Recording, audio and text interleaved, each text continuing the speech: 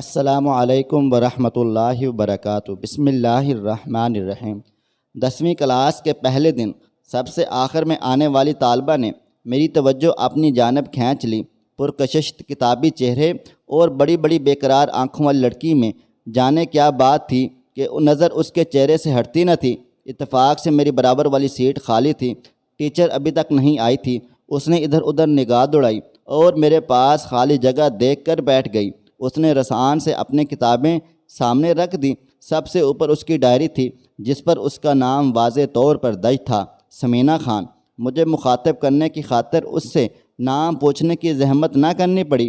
میں نے کہا، خوش آمدید سمینہ، آج کلاس میں ہمارا پہلا دن ہے اور تم مجھے بہت اچھی ہم نشست مل گئی ہو۔ شکریہ، اس نے قدر خوش اخلاقی سے مسکرا کر جواب دیا۔ میں نے اپنا تعارف کراتے ہوئے کہا، اور میں ہوں فاخرہ فخر۔ اوہ، اچھا نام ہے، یہ کہہ کر اس نے اپنا ہاتھ بڑھا دیا۔ میں نے ہاتھ ملایا۔ اس کا ہاتھ نرم ملائم تھا، جیسے کبھی گھریلو کاموں کو ہاتھ نہ لگایا ہو۔ سمینہ کی باتیں بڑی دلچسپ ہوتیں، جنہیں سن کر انسان اس کا گرویدہ ہو جاتا۔ تاہم کبھی کبھی وہ مجھ سے ایسی باتیں کہہ جاتی کہ میں پریشان ہو جاتی۔ مثلاً وہ کہتی، ہم لڑکیوں کو بھی اپنی مرضی سے جینے کا حق ہے۔ پابندی زندگی میں گھٹن بھر دیتی ہے اور باصلاحیت لوگ اس گھٹن کو برداشت نہیں کر سکتے۔ اس گھٹن کو برداشت کرنے سے تو مر جانا ہی بہتر ہے۔ وہ یہ بات اس قدر شد و مت سے کہتی کہ میں ڈر جاتی۔ مجھے اندازہ ہو چلا تھا اس کی زندگی میں کوئی ایسا مسئلہ موجود ہے جس کی وجہ سے وہ بے چین رہتی ہے اور گھٹن محسوس کرتی ہے۔ ایک روز میں نے اس سے پوچھ ہی لیا، کوئی مسئلہ ہے تو بتاؤ، آخر کیوں ایسی باتیں کرتی ہو؟ بولی، اداکاری کا شوق ہے۔ جانتی ہوں کہ گھر سے اجازت ملے گی اور نہ میں اپنا یہ شوق پورا کر سکوں گی۔ میرا تعلق ایک قدامت پسند گھرانے سے ہے۔ گھر کا ماحول گھٹا ہوا ہے۔ والد صاحب تو رسالے تک پڑھنے پر معترض رہتے ہیں۔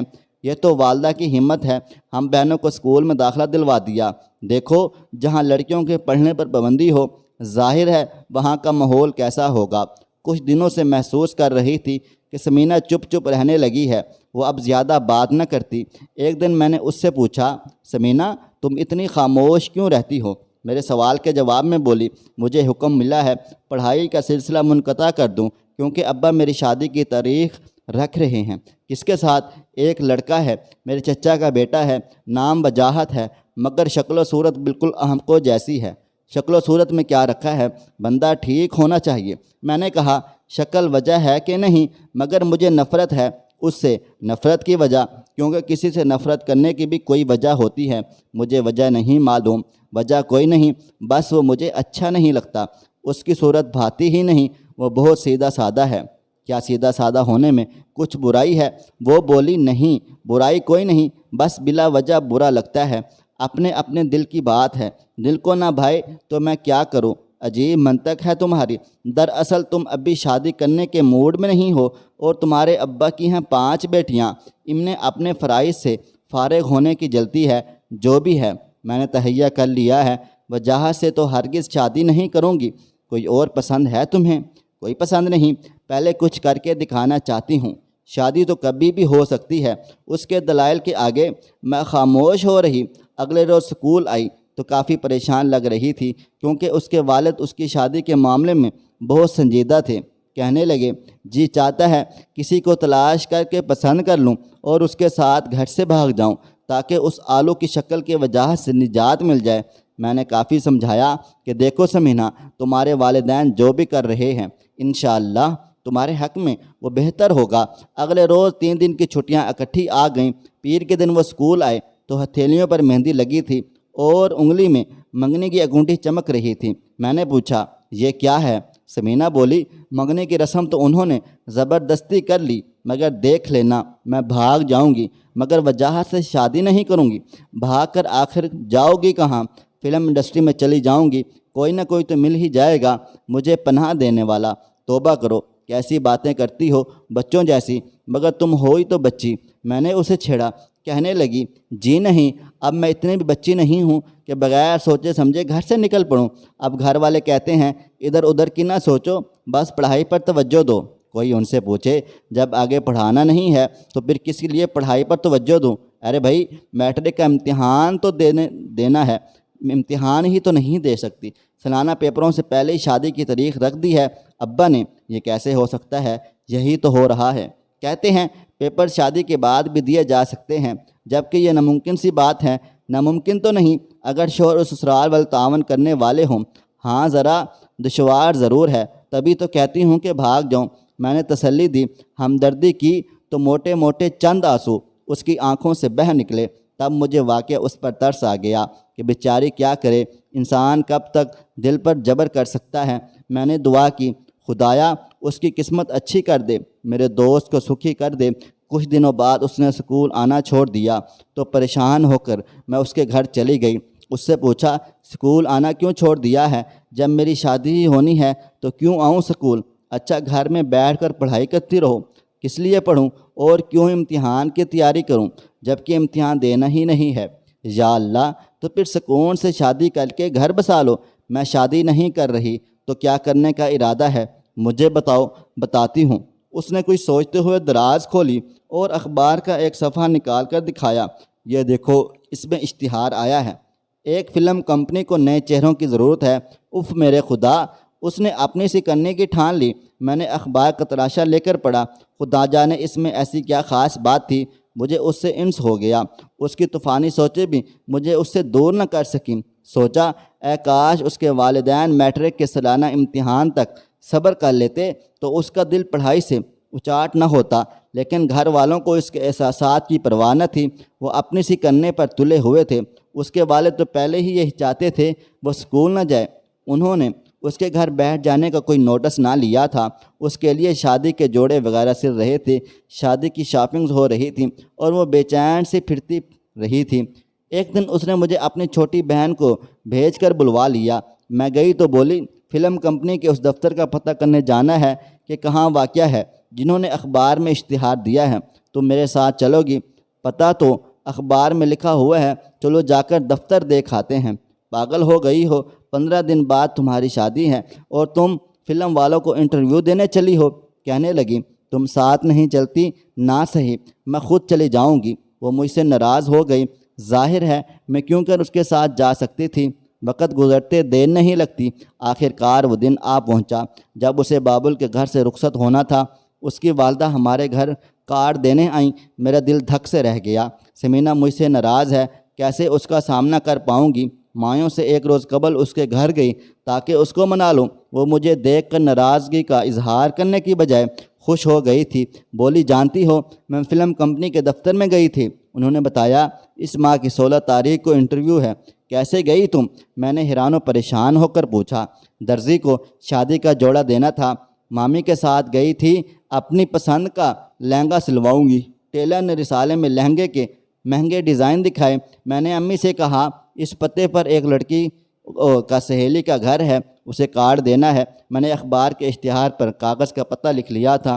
وہ مجھے رکشے پر لے گئی۔ میں نے امی جان سے کہا، آپ بلڈنگ کی سیڑھیاں نہ چڑھ سکیں گی، آخری منزل پر گھر ہے، آپ رشکے میں بیٹھی رہیں، میں کارڈ دے کر ابھی آتی ہوں۔ وہ رشکے میں بیٹھی رہی۔ میں اوپر چلی گئی، وہاں 2 آدمی آفس میں موجود تھے۔ اشتہار دکھایا۔ انہوں نے کہا، آپ کا اسکرین ٹیسٹ ہوگا، 16 تاریخ کی شام کو آپ آ جائیں۔ 16 کو تمہاری رخصتی ہے۔ میں نے اسے یاد دلا دیا، رخصتی تو رات کو ہوگی، شام کو بیوٹی پارلر نہیں جانا کیا؟ تو کیا تمہارا وہاں سے جانے کا ارادہ ہے؟ اس سے پہلے وہ کچھ کہتی، اس کی والدہ اور کچھ رشتہ دار لڑکیاں آ گئیں۔ لڑکیاں اس کے پاس بیٹھ گئیں۔ شام ہو رہی تھی۔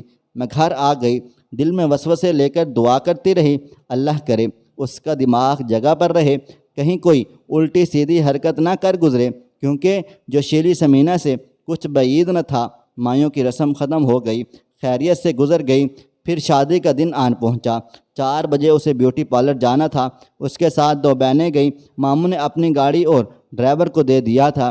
بیوٹی پارلر جا کر میک اپ کرایا اور جوڑا پہن لیا۔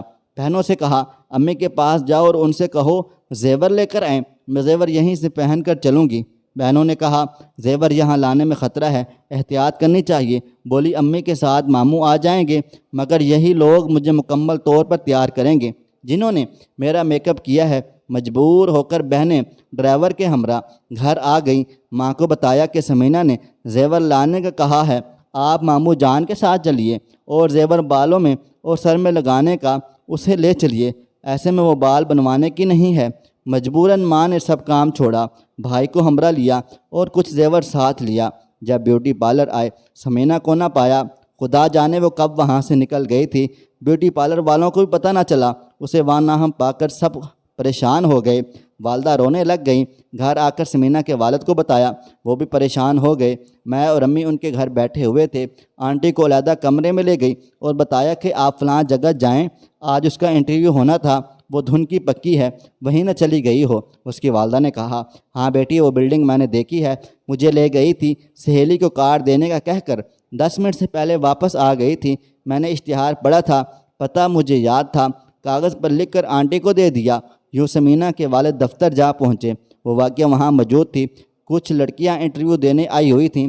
سمینہ اور اسی لباس میں ان کے دفتر میں بیٹھی اپنی باری کا انتظار کر رہی تھی۔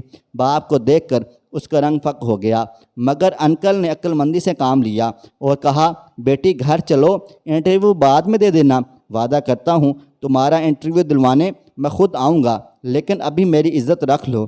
انکل نے فلم کمپنی کے مینیجر سے بات کی کہ آج میری بچی کی شادی ہے، آج اس کا انٹرویو ہے، ابھی اسے 2 تاریخ کا کہہ دیجئے، اس کا نکاح ہونا ہے اور سب لوگ جمع ہیں، میری عزت کا سوال ہے۔ باپ کی التجا پر اس شخص نے کہا، سمینہ بی بی آپ اپنے والد کے ہمراہ گھر جائیں، ہم آپ کا انٹرویو یکم کو لیں گے، ابھی انٹرویو 15 روز تک جاری رہیں گے، پہلے گھر بسائیے، انٹرویو بعد میں ہوتا رہے گا۔ اسے مجبوراً والد کے ہمراہ آنا پڑا۔ سمینہ اتر کر کار تک آئی تو یہ دیکھ کر حیران و پریشان رہ گئی۔ ڈرائیونگ سیٹ پر وجاہت موجود تھا، گویا والد نے اس کو سب سے زیادہ قابل اعتماد سمجھا تھا۔ وہ خود تو ڈرائیو نہیں کر سکتے تھے۔ بہرحال نکاح ہوا اور پھر رخصتی ہو گئی۔ شب عروسی پر وجاہت نے پوچھا، تم کیوں عین وقت پر چلی گئی؟ والد کا تو کچھ خیال کیا ہوتا، میں کچھ کرنا چاہتی ہوں۔ وجاہت، مجھ میں جو صلاحیت ہے اسے مار کر زندہ نہیں رہ سکتی۔ جب دفتر دیکھنے گئی تھی تو وہاں موجود کمپنی کے مینیجر نے کہا تھا، آپ خوبصورت اور باصلاحیت ہیں، آپ کی کامیابی کے بہت زیادہ امکانات ہیں۔ جب میں بیوٹی پارلر سے تیار ہو چکی اور خود کو آئینے میں دیکھا تو مجھے لگا کہ انہوں نے بالکل صحیح کہا ہے، اگر اب موقع گوا دیا پھر کبھی نہ ملے گا، اس لیے انٹرویو دینے چلی گئی تھی۔ کسی کے ساتھ بھاگی تو نہیں، بس اپنا آپ منوانا چاہتی ہوں۔ وجاہت بہت سمجھدار انسان نکلا، جسے وہ احمق کہتی تھی۔ اس نے باتوں باتوں میں اس کا دل مٹھی میں لے لیا، یقین دہانی کرائی کہ ایسی زندگی وہ چاہے گی بسر کر سکے گی، وہ ہرگز اس پر کوئی قدغن نہ لگائے گا، وہ آزادی کے ساتھ جی سکتی ہے۔ وجاہت کا سلوک بعد میں بھی سمینہ کے ساتھ اس قدر اچھا رہا، اس نے وجاہت کی قدر کرنا شروع کر دی۔ وہی شخص جسے وہ برا جانتی تھی، جس کے بارے میں کہتی تھی مجھے اس سے نفرت ہے، اسی سے محبت کا رشتہ استوار کر لیا اور وہ وجاہت کا ویسا ہی خیال رکھنے لگی جیسا وہ اس کا خیال رکھتا تھا۔ جب میں نے سمینہ کو اس قدر بدلا ہوا پایا تو سکھ کا سانس لیا۔ میں نے کہا، سمینہ واقعی تم نے کمال کر دیا۔ کہنے لگی، میں نے نہیں، وجاہت نے کیا ہے۔ تم نے دیکھا کہ وہ کتنے بڑے دل کا مالک ہے۔ والد نے جب پریشان ہو کر اسے بتایا کہ دلہن غائب ہے تو اس کا دل دھک سے رہ گیا تھا، کیونکہ کسی کو میرے شوق کا علم اور اندازہ نہ تھا۔ والد نے کیا سرائی سے کام لیا کہ کسی اور کو پسند کرتی ہوگی، تبھی عین شادی کے روز اس کے ساتھ چلی گئی ہے۔ لیکن وجاہت نے والد صاحب کو حوصلہ دیا اور کہا، انکل آپ ہماری عزت ہے، کسی کو خبر نہ کیجیے، میرے والدین کو بھی نہیں، پہلے اس پتے پر چلتے ہیں جو آنٹی نے دیا ہے، بعد میں سوچتے ہیں کیا کرنا ہے۔ انکل نے کہا تھا، مل جائے سمینہ، گھر لا کر اس کا گلا نہ دبا دیا تو کہنا۔ وجاہت نے انہیں قسم دی، آپ ایسا نہیں کریں گے، وہ جیسی بھی ہے میری امانت ہے، مجھے ہر حال میں منظور ہے، اگر میرے ساتھ شادی نہ کرنا چاہے تب بھی سمینہ کا ساتھ دوں گا، شادی میں پسندیدگی اور رضامندی اس کا حق ہے۔ تم میں بچپنا بہت ہے، ابھی تم نے دنیا کو نہیں سمجھا، تمہیں خبر نہیں، فلم انڈسٹری میں جانا اور کامیاب ہو جانا بچوں کا کھیل نہیں ہے۔ وہاں کامیابی کے راستوں پر جو کانٹے بچھے ہوئے ہیں ان کا درد انہی کو معلوم ہے جنہوں نے یہ درد سہا ہے۔ اس وقت تو میں وجاہت کی بات نہ سمجھی تھی، مگر اب سمجھتی ہوں۔ وجاہت کے وجیحہ دل اور اچھے کردار کے سامنے سمینہ کے شوق نے ہتھیار ڈال دیے، سارے زمانے کو پس پشت ڈال کر وہ اسی کی ہو رہی۔ سچ ہے، آدمی کی پرکھ اس وقت ہوتی ہے جب اس سے واسطہ پڑتا ہے۔ کبھی کبھی ہمیں کوئی برا لگتا ہے، لیکن وہ برا ہوتا نہیں بلکہ ہزاروں سے اچھا ہوتا ہے۔ سمینہ بھی جس شخص کو برا جانتی تھی بلا وجہ اس سے نفرت کرتی تھی، آج اس کے بغیر ایک منٹ جینے کا تصور نہیں کر سکتی، کیونکہ وجاہت جو شکل و صورت سے سیدھا سادہ دکھائی دیتا تھا وہ عقل مندی اور اعلیٰ ظرفی کی مثال ہے، بلکہ لاکھوں میں ایک ہے۔ دوستو، ویڈیو پسند آئی ہے اس ویڈیو کو لائک کریں، شیئر کریں۔ اگر آپ نے ابھی تک میرا چینل سبسکرائب نہیں کیا تو ابھی سبسکرائب کر لیں، ساتھ میں بیل آئیکن کو بھی ضرور پریس کر لیجئے گا تاکہ نئی اپلوڈ ہونے والی ہماری ویڈیوز کا نوٹیفیکیشن آپ کو بر وقت ملتا رہے۔ مجھے اگلی ویڈیو تک اجازت دیں۔ اللہ حافظ۔